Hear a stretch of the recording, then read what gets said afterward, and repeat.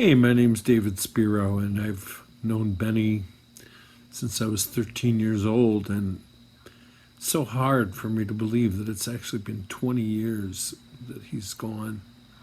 He was in a band called the Grasshoppers on my dad's TV show called Upbeat, but the coolest part was they opened for the Dave Clark 5 once, and Benny took me backstage to meet the band, and it was the first, English band that I'd seen.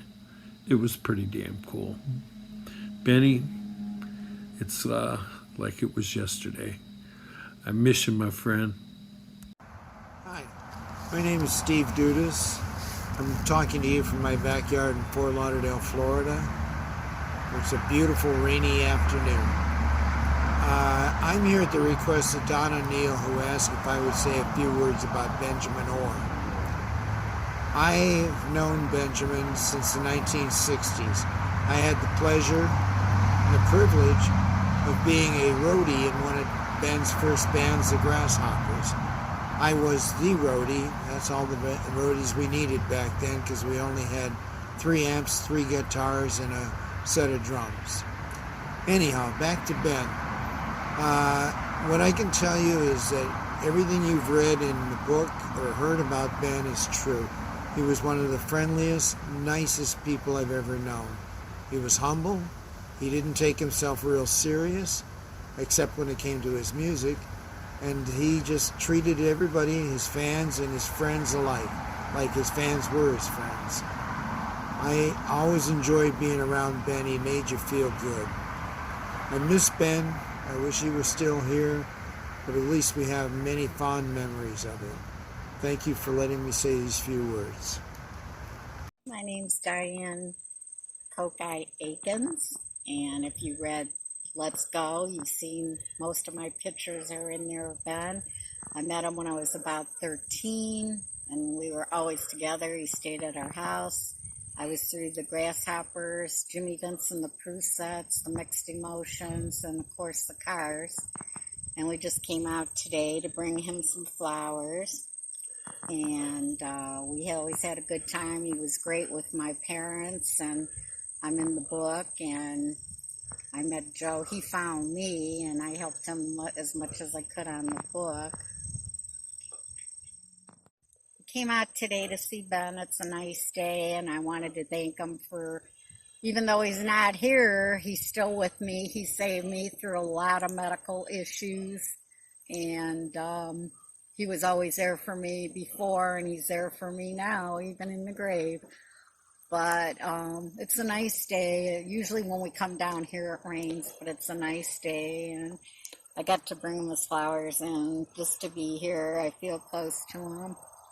So hope y'all get to see this and know how much he meant to me, and it was nice being here with him. Hey, greetings. It's Jim Goodkind here.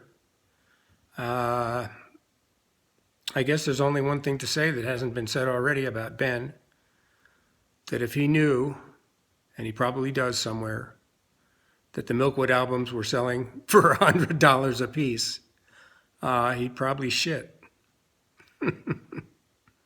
Take care. Hi, I'm Judith Orr, and I was married to Ben Orr. I just want to say what I really miss about Ben, and mostly I miss the laughs and the jokes we shared together, the elaborate parties that we used to have for each other, just each other, no one else, at our house, and mostly I miss the dance.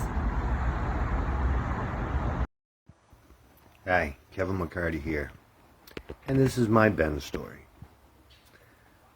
My favorite story would be the time we played as the Beacon Hillbillies.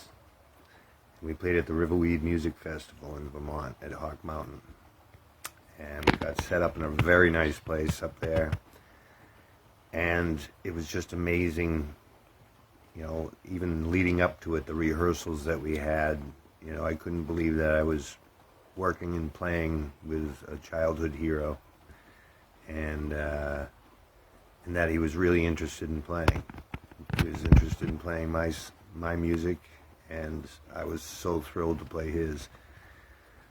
We had such a fun time.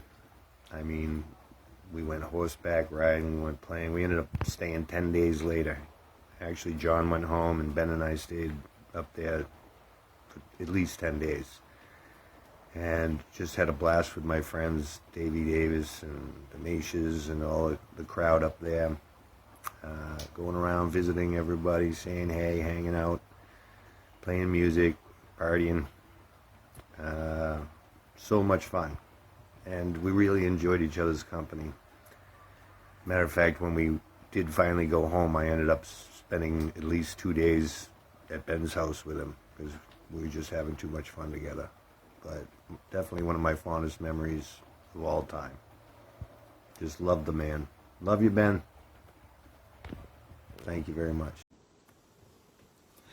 My name's Brad Hallen. I'm a bass player from Boston, Massachusetts, and I had the privilege and the honor of working in Benjamin Orr's band for a couple years in the late 90s. It was a great experience, and he was a world-class singer and a world-class human being.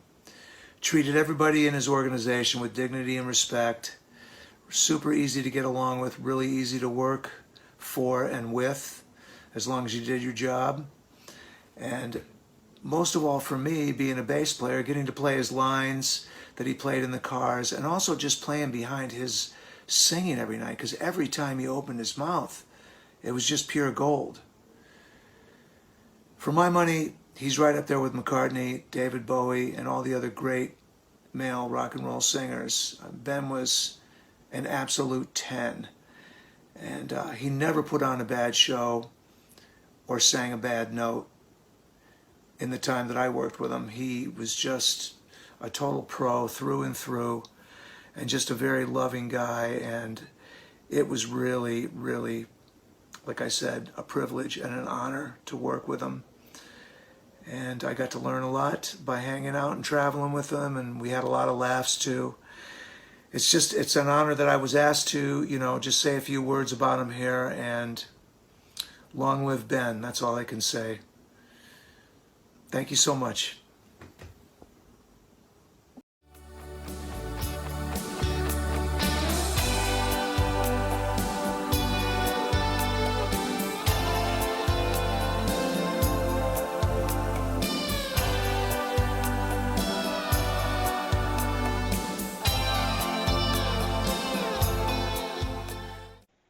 So, then after the event, we all went and had like an after party. Mm-hmm. And that sort of is when our relationship began, from that event and the job that I was doing and the job that Ben had to do. Did you felt like you guys hit it off right away at that first meeting? Oh, we did. We really did. If Ben was here, he'd tell you that. Yeah. And then he stayed for a couple of days because they were rehearsing over at Crossover and just spending time together, And next thing I did was I went down to Florida. I forget where we went. And they were fronting for Sammy Hagar and Styx. They were all performing together. I think that was Pompano Beach, right? Does that sound familiar? familiar? That's it. Pompano Beach, yeah. Mm-hmm. Yeah. Yeah, and then pretty much after that, Ben and I were together all the time. Mm. Luckily, I had the freedom to be able to do what I wanted to do. Mm-hmm. And so then I went up to Vermont and met his little boy and Ben, and he met my kids, and then we went back to Atlanta together. I mean, we were a couple. We were just together all the time, and so of course, Big People had some concerts to do, so we went to all of those together. And then when we were over in, I noticed we went into the grocery store, a gas station store, Mm-hmm. get some snacks and that for the hotel room where we were staying. for breakfast and that kind of stuff. And I looked like behind his sunglasses. He had his shades on in the store. How cool has Ben? It was so cool all the time. Anyway, I looked and I could see his eyes look yellow. Oh, Ben, take your glasses off for just a minute. And I was like, oh my God. So that was the first inclination that there was something wrong. Do you remember about when that was? That was the end of April. Okay. I can't remember what the event was or exactly where. I feel like it was in eastern Georgia. It wasn't known that Ben had anything wrong with him until we were in Georgia, somewhere over by Savannah. And we were with big people. And that's when we realized something was wrong. We thought maybe he had something like hepatitis. Okay. You know, that makes your eyes turn yellow. Mm-hmm. So we went to one hospital, and that's where they did the CT scan, probably. And it was determined that there was a tumor. So Ben and I went home, excuse me, and Dr. Mayfield came over to the house, and I showed him the x-rays. And that's when he said, yep, that's what it is. I said, what is it? And that's when he said it's pancreatic cancer. Yeah, and I will tell you that he was such a champ. He was forever my hero because he always got up on that stage. And he was feeling really bad. And I took care of everything for Ben. I made sure that he had oxygen on the stage and that he had whatever kind of food that he might like to eat. And, you know, everybody helped to make sure, everybody being the band and Joe DeLero and Billy Johnson. Mm-hmm. Everybody helped to make sure that Ben was comfortable and had what he needed. And, you know, it was a stressful time. It was an awful, stressful time, and it was a very sad time. And yet, personally, that was the most loving relationship that I've ever had. Mm. And not just between me and Ben, but between Ben and I and those wonderful guys and their wonderful wives and families. It was, you just felt the love, the charge of love in my house. You know, everyone would come over, and Jeff came over a couple of times, and, you know, they were playing songs with the guitars, and you know, it was just all very special private times together with Ben. Mm. So the last show that we were supposed to do was over in Texas somewhere, I think, but Ben was too sick. So the guys went and did it without him. I couldn't be involved in it, and you know, because he was just so sick at that point. And they came back from the show, and they immediately came right over to see Ben. Boy, he was just loving it. He was just so animated. He had some hat on, and they were all telling him about the show and some fun things that they had done, and it was a high moment.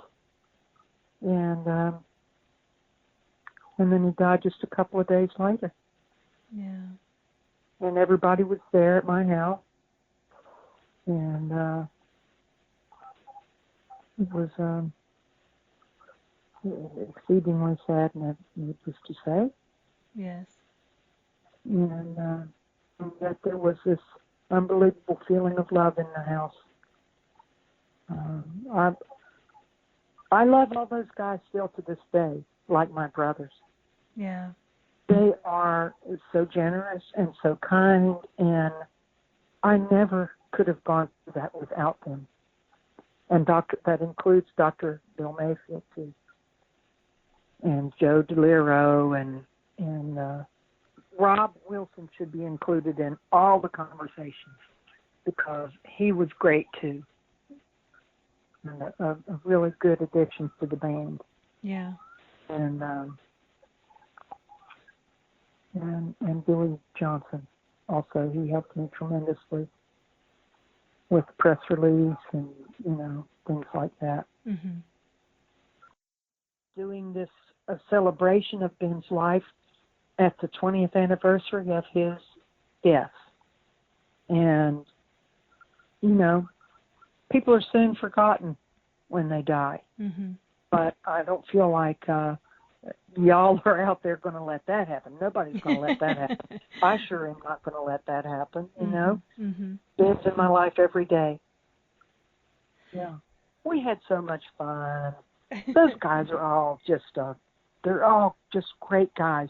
And even our bus driver, Don Newen, please remember to add his name to the list because he was a really, really great guy. Mm. And they had several other roadies. They were good, too. But Don was part of the family. Yeah. Bus driver. Yeah. Because that's what we were. We were a family, really. Mhm. And once Ben was sick, everybody knew that time was short, so nobody wanted to miss a moment. And we didn't. 1 year that felt like a lifetime. Yeah. I didn't need to really know more about Ben than I did because the time was so precious and condensed, and he was just a great man, an unbelievably talented, wonderful man.